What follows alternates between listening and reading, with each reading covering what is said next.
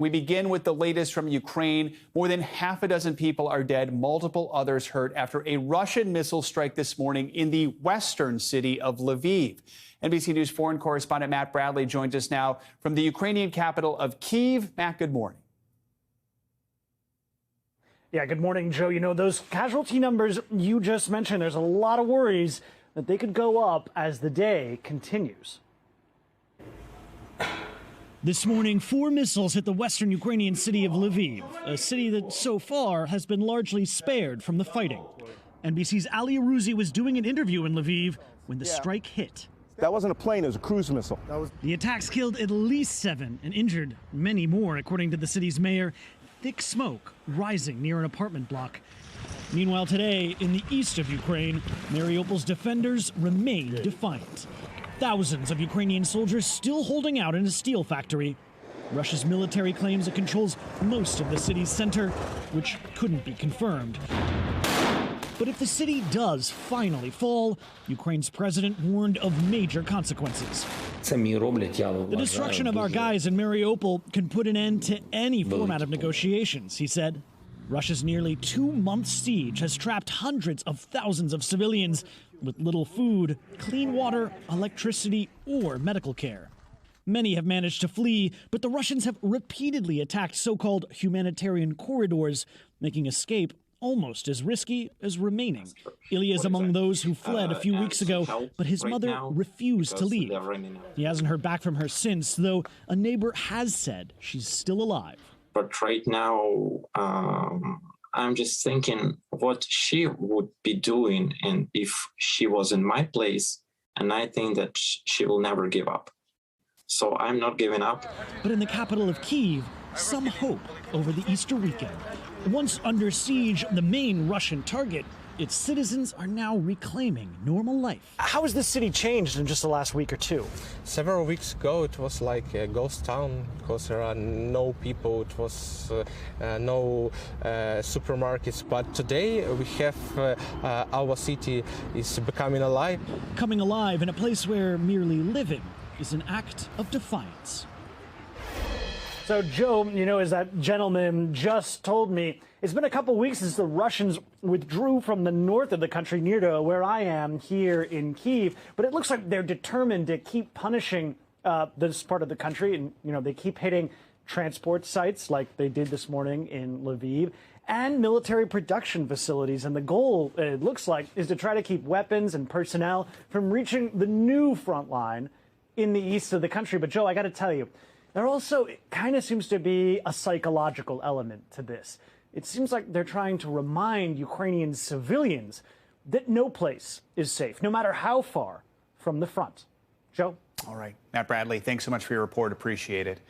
Let's bring in Ambassador John Herbst. He's the former U.S. Ambassador to Ukraine and the Senior Director of the Atlantic Council's Eurasia Center. Ambassador, always good to have you with us. So we know the Russians have been focusing on the east and moving forces there, but now we have this missile attack in Lviv.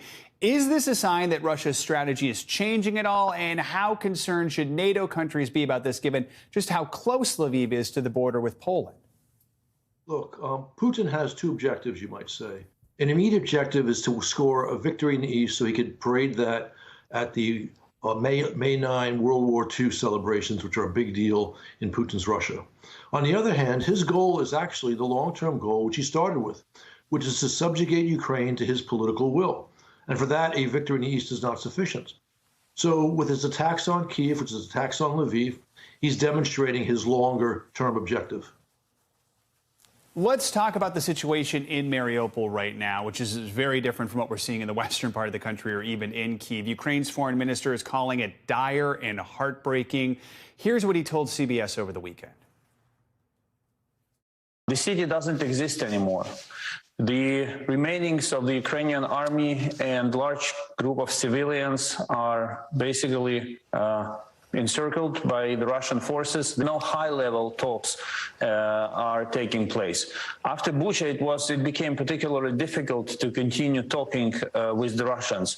But as my president mentioned, Mariupol may be a red line. With peace talks not going anywhere, Ambassador, what do you think will happen if Mariupol does fall to the Russians?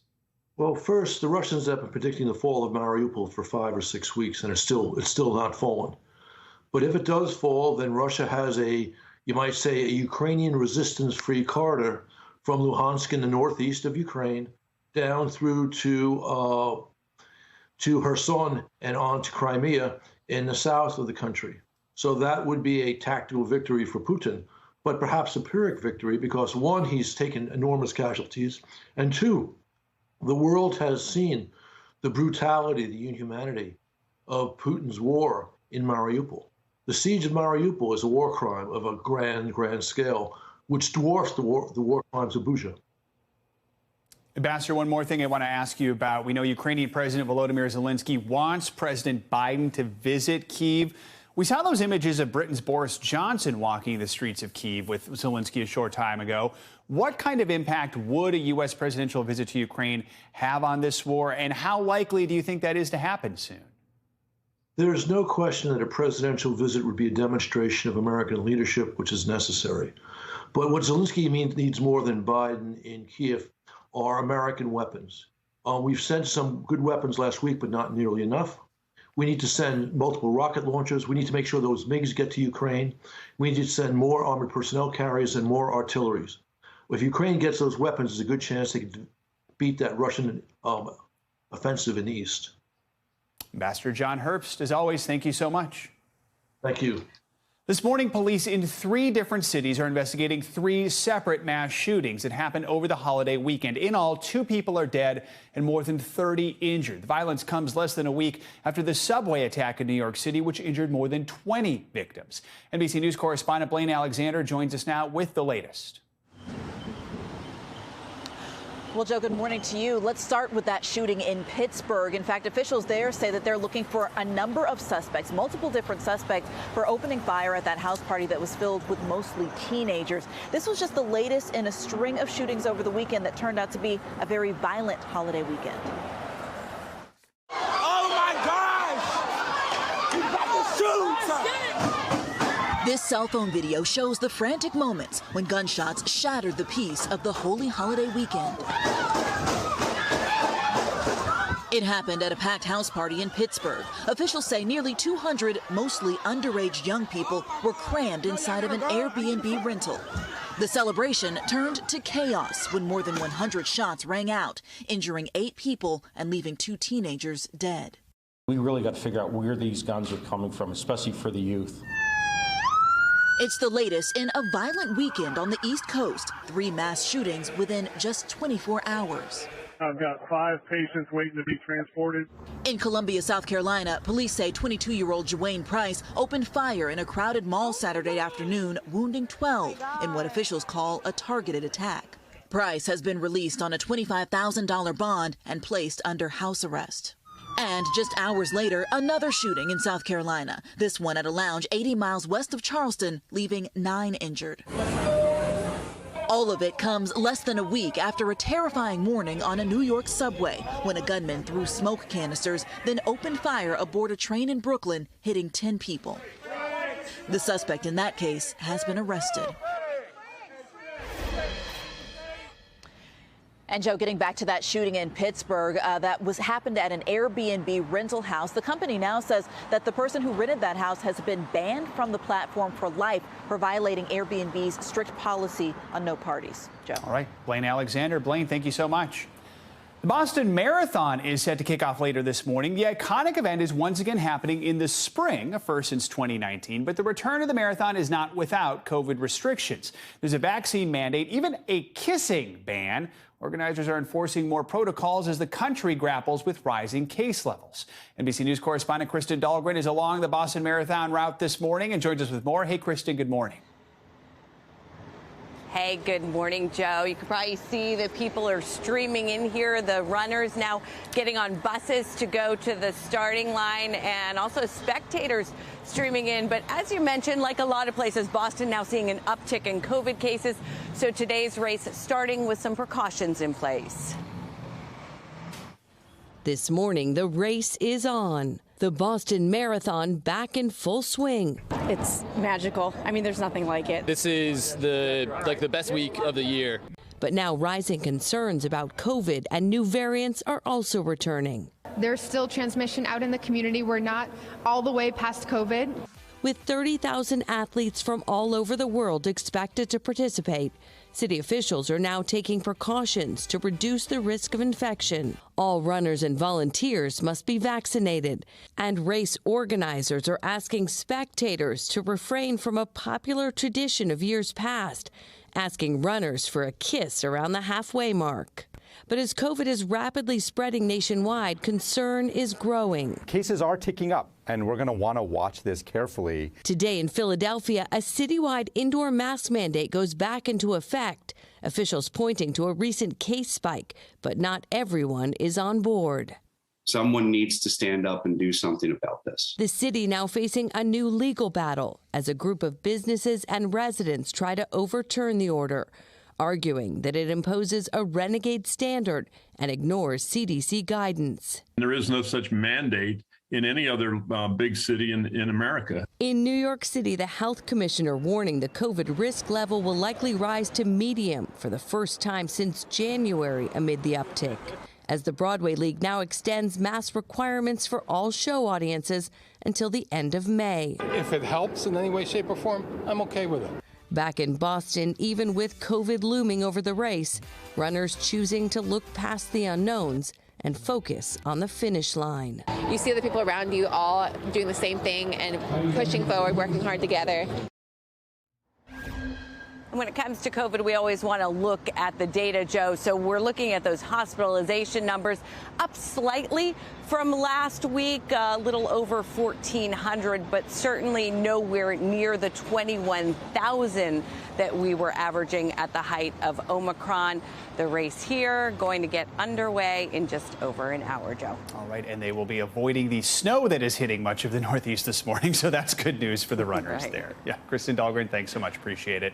Let's bring in Dr. Mario Ramirez for more. He is an emergency physician and the former Pandemic and Emerging Threats Coordinator for the Department of Health and Human Services. Doctor, good to have you with us. So we're seeing more events return to their sort of pre-pandemic norms. Coachella was this past weekend, 3 years after its last festival. They'll do another one this weekend.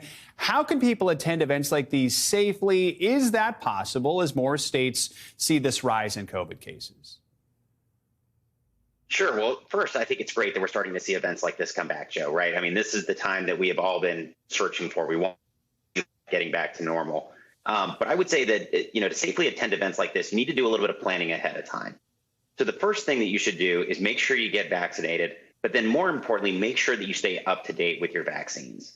The science around this is constantly changing, and a lot of people feel like, I got vaccinated a year ago, I should be good. But the truth is that, these vaccines do lose their efficacy over time, particularly with new variants. And so it's important that you stay up to date on your vaccines. The next thing that I tell people is that you should check the CDC community level, both for the area that you're coming from and the area that you're traveling to. And if people aren't familiar with the CDC community levels, they are the kind of adjustment that is, I think, a reframe of where the country is with COVID right now. It not only accounts for the number of cases, but more importantly, what health system utilization looks like in the areas where you're going to. And so those categories fall along three lines. So green means you're good to go. It means case counts are really low. Health system utilization looks really good. If it's yellow, that means that it's worth taking a second and thinking about what your individual risk profile is and thinking about whether you want to make some adjustments to how you're going to attend that event. And then if you're red, what I tell people is that if it's an indoor event, make sure you wear a high quality N95 respirator, or make sure to go to outdoor events at a big amphitheater or things like the Boston Marathon. So different people are sort of, I think, mentally in different places right now with how to handle COVID. Some of it depends on where you live. So how can people assess COVID risk levels at this point? What are some of the questions you can ask yourself to make sure you're comfortable participating in anything, whether it's everyday activities or maybe a major gathering? So I think it really falls along three clear lines, Joe. So the first is, what's my vaccination status, which we just talked about. So make sure that you're up to date on your vaccines. That automatically lowers your risk profile significantly. The second thing is, how old am I? How old am I? The studies show that people over age 65 are at a significantly greater risk for a bad outcome from COVID. And so if you're over 65, you need to sort of assess your risk profile a little more closely. And then the last thing I would say, and this is a long list, so it's worth people talking to their doctors or looking at the CDC website, but there are a number of underlying medical conditions that really change your risk profile. And so in particular, those are things like the presence of diabetes, the presence of ongoing cancer, or the presence of chronic medical conditions that are poorly treated. If you have some of those things, you're at higher risk for COVID, and you really need to take that into account. Well, good questions to ask right there. Well, I have you, Doctor. I want to ask you about COVID in China. So officials there say at least 3 people died from COVID since those lockdowns began in March. Some health experts fear now that another variant could emerge because of the rapid COVID spread there. What do you make of the situation that's unfolding in China? What are your biggest concerns? Well, so that's a risk that's hard to quantify, Joe. I mean, there's COVID that is circulating around the world. And anytime you have a virus that's replicating in large numbers around the world, the risk for new variants to pop up increases significantly. But one of the things that we've seen throughout the pandemic, right, is that it hasn't just been focused in areas of high spread. We've had new variants that have come out of the UK, out of South Africa, and certainly this amount of disease in China raises the risk, but it's hard to quantify that specifically. Unfortunately, there's just so much disease that's still out there that the risk for new variants is always going to be there. And I think that's something we're going to have to get used to living with. All right, Dr. Mario Ramirez, thank you so much for joining us this morning. We appreciate it. It's been almost 2 months since Russia invaded Ukraine, and gas prices are still more than $4 a gallon across much of the country. So the Biden administration is making another move to try and lower prices at the pump and going back on a major campaign promise as a result. NBC News correspondent Sam Brock joins us now with more on that. Hey, Sam, good morning. Joe, good to be with you. Let me take you back to February 23rd. That's when gas prices on average, Joe, were about $3.53 a gallon. Now, as you just mentioned, they're about $4.10 a gallon and still climbing. Now, then candidate Biden was very clear on this. No new drilling on federal land. He made that pledge. However, soaring gas prices right now and the war in Ukraine certainly may have changed his stance. Nationwide, the pain at the pump is stinging, especially for Americans traveling long distances this holiday weekend. It's absolutely ridiculous. Gas prices stink. Now, for the first time since President Biden took office, the government is greenlighting onshore oil drilling on federal land. The move would open up 144,000 acres of land to lease sales across 9 different states. The course reversal, intended to help struggling families, comes at a steep political cost after this adamant campaign pledge. By the way, no more drilling on federal lands, period. Oil experts say the president is granting just 1/5 of the land the petroleum industry was seeking, adding it could take up to a year to build infrastructure and see results. In the short term, this is going to do very little as far as reducing gasoline prices because it's going to take the industry some time to drill and produce more oil. Oil prices, which are set on a global market, spiked last month after Russia's invasion of Ukraine. Facing pressure to take action, the White House has already released millions of barrels from strategic reserves and announced plans to allow the sale of cheaper ethanol-blended gasoline during the summer when it's typically banned. Prices have dipped slightly over the past several weeks, but the national average is still $4.09 a gallon, $1.22 higher than the same time last year. $40 used to fill up my tank. Now it does not do so. This latest effort by the government has outraged some environmental groups. A senior official at Friends of the Earth writing in part, President Biden is prioritizing oil executive profits over future generations. A catch-22 for an administration that's fought for renewable energy. And there is another key point to highlight here, which is that the royalty rate is also going up. That was 12.5%. It's now going up to 19%. Joe, that is billions upon billions more dollars of revenue going to Uncle Sam. The question is, what does that mean for gas prices? It's not clear there's going to be a link, but the oil producers say that raising those rates will make it more expensive to drill. Joe? See what happens. All right, Sam Brock, thanks so much. Time to get a check on your morning news now. Weather Bill Cairns is back with us. Hey, Bill, good morning. Hey, good morning, Joe. So obviously I'm going to talk a little bit about this big rainstorm and this ugly snow.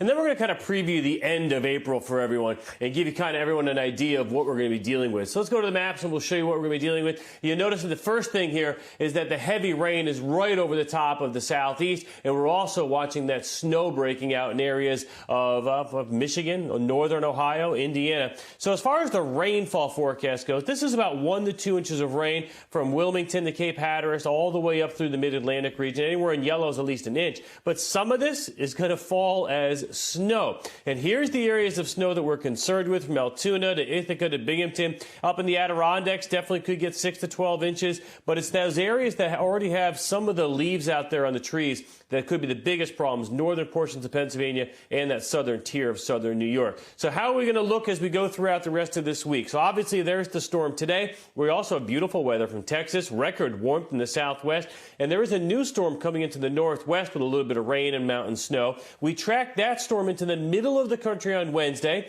A nice recovery midweek after our rain and snow event on the East Coast. Should be a beautiful Wednesday. And then there's another storm coming into the west on Wednesday. So we take that wintry weather in the northern Minnesota areas. We kick that out. So then Thursday and Friday looks great. Beautiful end to the week. The areas that have the snow in the next 24 hours in the northeast will likely see 3 or 4 great days at the end of this week. But that's a messy weather system from the Rockies to the northern plains to end this week. And then looking way out towards the end of April, for everyone that wants spring and they want spring to stay and you want to put away your hats and your gloves and your winter coat, it's looking really warm for about the bottom 2/3 of the country. Late April, only spots that'll be colder than average will be in the northern plains and into the northwest. And as far as wet weather goes, a little wetter than average in a few spots, but pretty typical for late April. So Joe, the bottom line is, if you could just grin and bear it just for like 12 to 24 more hours in the northeast, we'll have much better weather heading your way. We can finally put those shovels away. My goodness. All right. Yes. All right. Thank you, Bill. Today is tax deadline day, and while millions race to get their returns in, the IRS is dealing with a staffing issue. So how might that impact you getting a refund? NBC News business and technology correspondent Jolene Kent joins us with more on what you can expect. Hey, Joe, good morning. Hey, Joe, this is not the news you want to hear this morning, but like so many restaurants and stores right now, the IRS is facing a staffing shortage to process your tax returns. Uncle Sam is calling it their hardest year ever, even if they have all hands on deck right now. So the IRS is hiring thousands on the spot as taxpayers hope to get their refunds. Even if you are on top of your taxes this year, Uncle Sam is already behind. The IRS kicked off this tax filing season with approximately 6 million unprocessed returns from last year. That's 5 million more than usual. Plagued by workers leaving the pandemic and budget cuts, fewer than 15,000 employees handled over 240 million calls in the first half of last year. That's just one person for every 16,000 calls. Now, the IRS is attempting to hire 10,000 new permanent and seasonal workers this year to process returns in Austin, Texas, Ogden, Utah, and Kansas City, Missouri. How urgent is the need to hire 10,000 people? We want everyone to come work for the IRS tomorrow. The most critical need, tax examiners and clerks, entry-level positions. The IRS even receiving special authority to bypass typical federal hiring rules and offer jobs on the spot, like holding this job fair in Austin to fill 1,000 open positions. Deborah Hagan says she got hired as a part-time clerk in half an hour. Probably the best job interview experience I've ever had.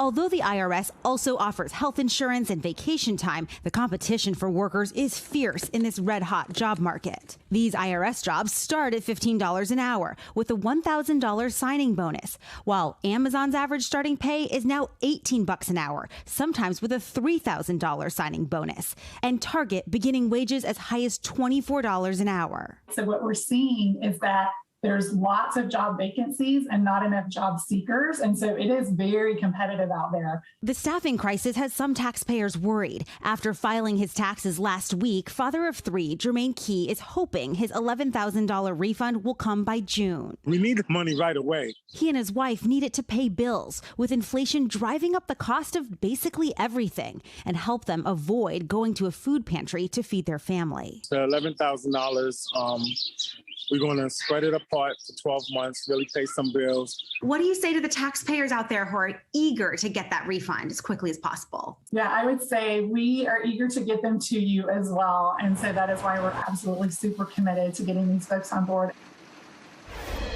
So can they do it? The IRS tells me they're cautiously optimistic. Meantime, as they try to staff up, you can help prevent delays on your own refund by filing online. Try to avoid the paper filing process. You want to triple check for those mistakes. Make sure you're filing with the correct status, married, filing jointly, filing together, filing separately. And then, of course, report all your taxable income, including that unemployment compensation if you got that. But right now, Joe, turnaround time is currently 21 days. And if you are procrastinating, today is the deadline to request an extension. Yeah, not necessarily good to start today, probably. Exactly. All right, Joe, good to see you. Thank you Good to so see you. much.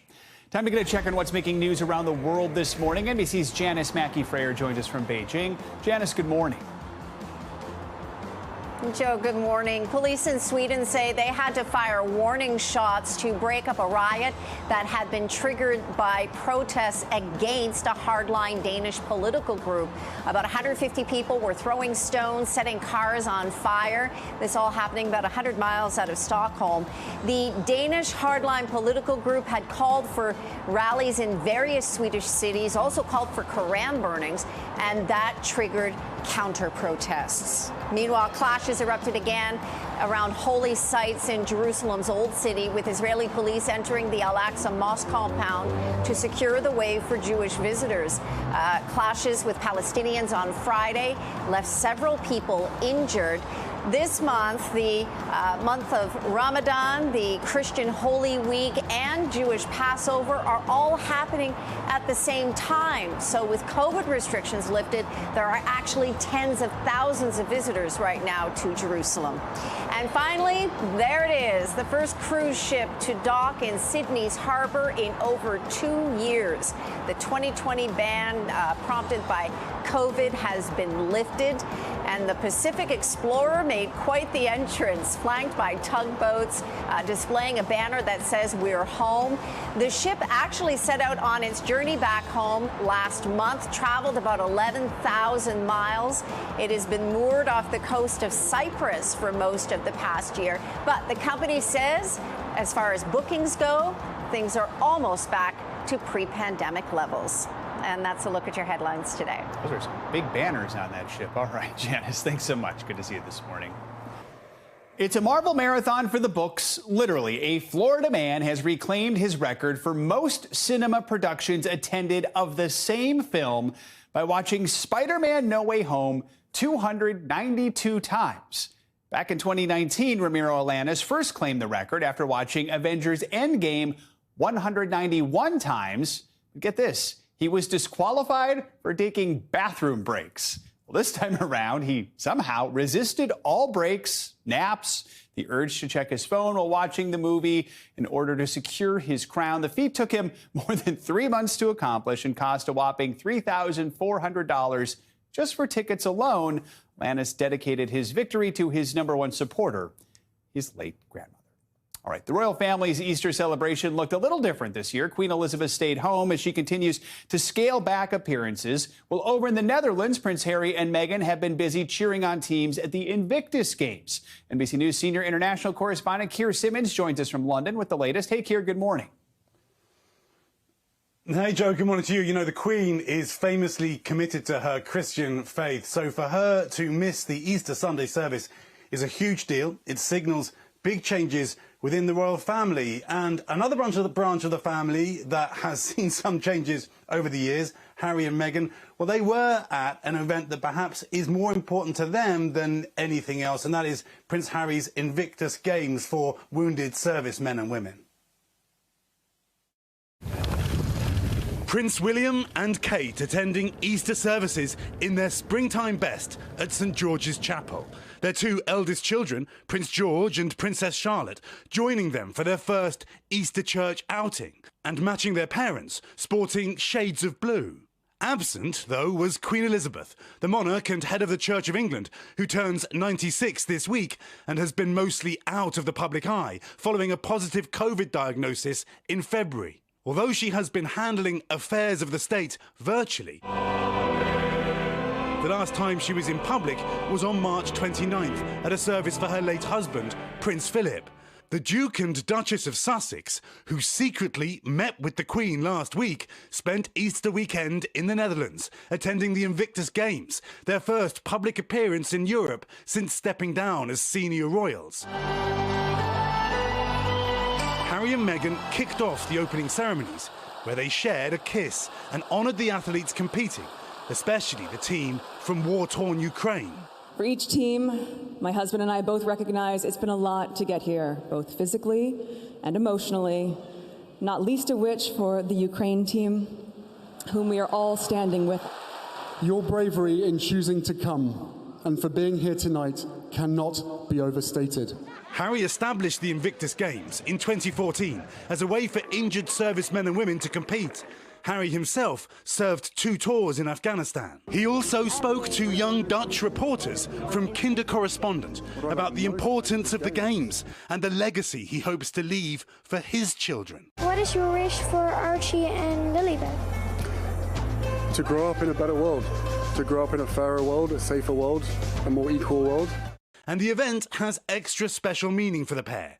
This is where the two made their first public appearance as a couple in 2017.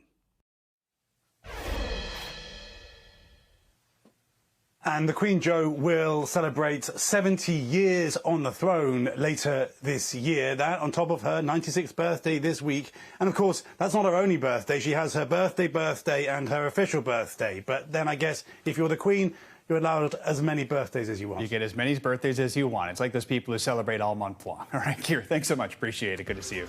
Time for our CNBC Money Minute, the biggest financial headlines of the day and why they matter to you. Bertha Coombs is with us this morning. Hey, Bertha. Hey, good morning, Joe. So, Elon Musk has been sniping at Twitter's board on Twitter itself, saying that a lot of them don't even have a stake in this game. They don't own any shares. But Twitter's board has done something to try to put a little bit of headwind against him. They've adopted a shareholder rights plan, what's known as a poison pill, after he made that $43 billion offer to buy the company last week. The plan would limit Musk's ability to raise his stake to Twitter above 15% without the board's approval. He currently owns about 9%. If Musk were to exceed that 15% limit, other shareholders would then be given the right to buy shares at a discounted price. It's expected that the board will ultimately reject Musk's offer, but this thing could go on for a while. Meantime, American Airlines' new CEO is vowing passengers can rely on the carrier heading into the summer travel season. Speaking to American's pilots last week, he said the top priority is making sure customers can count on American to get where they're going this summer and beyond. Those comments follow a decision by American's partner in the Northeast, JetBlue, to cut up to 10% of its flights this summer to avoid mass cancellations and delays. And you can now buy your tickets and popcorn with Dogecoin and Shiba Inu at any AMC theater with the AMC app. The chain has added support for those cryptocurrencies through BitPay. Moviegoers can choose BitPay as their payment method and then connect their crypto wallet to send either Dogecoin or Shiba Inu to complete the purchase. They already accept Bitcoin and Ether. And Joe, rumor has it they still actually accept hard cash currency. that still works sometimes too, whatever it takes to get that movie and popcorn. Yeah, and you can use it to watch a movie nearly 300 times like the man in our segment a few minutes ago did, if you are so inclined. All right, Bertha, thanks so much. Good to see you this morning. Families across the country are feeling the pinch as people have to dig deeper into their pockets to make ends meet. The March inflation report out last week showed that consumer prices are up 8.5%, the biggest rise in more than 40 years. NBC News senior consumer investigative correspondent Vicki Nguyen joins us now with some tips on how you can save some money. Vicki, good to see you. So let's start, first of all, just with a refresher. Explain, what is inflation? What's causing it? Why is it so high right now? In simplest terms, Joe, inflation is when the cost of certain goods and services goes up and the value of our money, our spending power, goes down. And it happens because of supply and demand. Too little supply, too much demand. And right now, consumers really are flush with cash and credit. A lot of it has to do with the stimulus programs that we've seen over the last couple of years. A Wells Fargo analysis has us at $2 trillion in consumer savings accounts right now. So as long as consumers keep spending on goods, businesses really have no incentive to bring their prices back down. So that's specifically what inflation is and what's causing it right now. As for how long it will remain at this high, That really is the trillion-dollar question. It's anybody's guess. Many economists do think by next year, 2023, we will see some stabilization in prices. And we are already starting to see some signs of a cool down in the real estate market and the used car market, meaning housing sales have dropped a little bit the last couple of months. It might not feel like that if you're in one of those local white-hot markets where you just cannot get a bid to be accepted. But the same with used car sales. So there are some signs that things are slowing just a bit, Joe. So here's the question we love to ask you. What can we do to save on groceries and all those other necessities? All right, food and medicine, two areas you absolutely cannot and do not want to skimp on.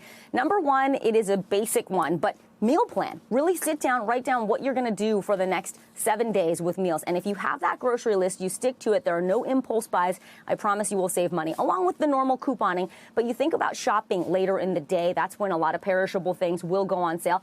Ask the store employees, too. What are the days when your items do go on sale? When it comes to food, that will help. Buying in bulk, buying frozen foods instead of fresh produce, that can also help to cut down on some of the bills. And, of course, checking out some of those new apps like Flip and Basket, which combine all of the circulars in your area on your phone, will help you find the best pricing, too, on food. As far as medicine, Joe, this is where people really need to audit their drug list. What medicines are you on? How long has it been since you've actually shopped around? It is not always cheapest to use your insurance, so you have to shop ruthlessly. Don't forget about Walgreens, Walmart, Amazon. They all have discount pharmacy programs now. Of course, Costco, Sam's Club as well, your grocery chains, Blink Health, GoodRx. These are all places where you need to shop your medicines, and you may end up having to buy your drugs from various different places in order to get the best prices. And I know, Vicki, you touched on this a little bit, but when can we expect to see some relief? It's looking like, hopefully, next year, gas prices still well above $4. So carpool, walk, bike if you can, and also try to fill up at the beginning of the week. Group your trips together. Watch the way that you are driving, because that's a big chunk of a lot of people's budgets is gas prices. But we are starting to see those come down just a little bit. The average price, though, still over $4 a gallon, and that's going to hurt going into the summer travel season, Joe. All right. Vicki, thanks so much for joining us. Appreciate it. As Vicki mentioned, the cost of buying a home is on the rise. Mortgage rates are higher than they've been in a decade. That means you could be paying hundreds of dollars more a month. That's if you could even get a house in today's red-hot market. NBC News correspondent Katie Beck reports. Logan and Lauren Hayford are desperately searching for a new home. If you're not able to see it within the first couple hours, they've already have 30 showings. After multiple offers, some as high as $40,000 over ask price, they've been outbid over and over. It's a gut punch to hear someone else has got that house that you kind of envisioned raising babies in. Now this week, more bad news. The average rate of a 30-year mortgage reaching 5% for the first time in a decade. What can buyers make of that? I mean, 5% sounds pretty scary. We were expecting rates to rise. They did go a little bit faster, I think, than a lot of people predicted they would. In February of 2021, the median sales price for a home was roughly $310,000. With a then 3% rate, a monthly payment was about $1,300. 1 year later, the median price is about $357,000. And now, with 5% being the rate, the monthly payment goes up to $1,800. While demand has been growing, inventory of affordable housing has been shrinking, making homebuyers fight even more competitive. And I just want you to take a look at all of the people who are lined up to see this property. This video taken by a real estate agent in Raleigh, North Carolina, showing what it looks like when supply can't match demand. We have prices rising, we have purchasing power going down as rates are going up. Because there's so little housing available. Experts' best advice for buyers in this market is to keep expectations flexible. Look in other places where you may not have looked before. Pay off some debt to kind of make a little bit more room, because rates are going to keep rising. Adjusting minds and budgets for the newest hurdle in home buying. Katie Beck, NBC News, Richmond. If you're like the millions of people who own pets in the U.S., you might regularly post pictures of your fur baby on social media apps like Instagram. But for a small group of people, there's more to their fluffy companion than meets the eye. NBC News technology correspondent Jake Ward joined us now for more on a controversial trend. Hey, Jake, good morning. Good morning, Joe. You know, we know not to take everything that we see online at face value, but now content creators are putting a whole new spin on that phrase by cloning their cats and dogs. Look, oh my goodness, Bee. Adorable pets are a social media favorite, from cute puppies to funny kittens. But for some Instagram famous pets, timelines can stretch longer than their lifelines. Good girl, good girl. Courtney Udvar-Hazy's wolf dog Phoenix looks exactly like her first dog, Willow. And that is no coincidence. Willow was just insanely special. She was my soul dog. I wanted her bloodline and her legacy to continue. So when Willow passed away after being hit by a car 4 years ago, her vet harvested a skin sample. 9 months later, 6 clones of Willow were born through a process similar to IVF. A cloned embryo grows in the uterus of a surrogate dog. Phoenix is not Willow reincarnated. She's more like an identical twin born after the fact. That's how genetically similar those two dogs are. I went into it with zero expectation. I knew that it would be similar to identical twins in humans. Completely different animal, completely different soul, completely different personality, but genetically identical. All made possible through Viagen Pet and Equine, a Texas-based company that clones cats, dogs, and horses. Since 2015, they have cloned more than 1,000 animals. There are a handful of our clients that have a social media presence. That's definitely going to grow. But cloning a beloved animal does not come cheap, costing $35,000 for cats, $50,000 for dogs, and $85,000 for horses. Even storing cells will set you back several $100s per year. Someone might go out and find a lot of value in buying a car. I found a lot of value in carrying on a piece of my cat. Kelly Anderson cloned her cat, Chai, featured in her social media account, after an unexpected and early death. I was grieving my cat at the time, so social media was not the priority in my head at all. The process took about 4 years, longer than usual. I got up to probably like 85,000, maybe 90,000. I'm at 65,000. I lost a good chunk of followers. Both Udvar-Hazy and Anderson monetize their social media accounts, though neither one of them says they rely solely on that income. And critics of pet cloning abound. The ASPCA cites welfare concerns, and many pet rescue advocates oppose the practice. But Viagen tells critics that cloned pets are cherished. These are very special pets that the client loves above everything else, and it's a member of the family for them.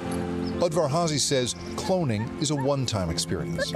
A lot of people are like, oh, it's disrespectful to the dog's life that you did that, you're playing God and all of these things. And I understand that perspective as well. I don't believe that cloning should become a trend. I hope it doesn't. Pray it doesn't, because I don't think it's something that should be overused or overdone. We all think our pets are special. Now, the question is whether we should all have access to special science to keep a part of them with us.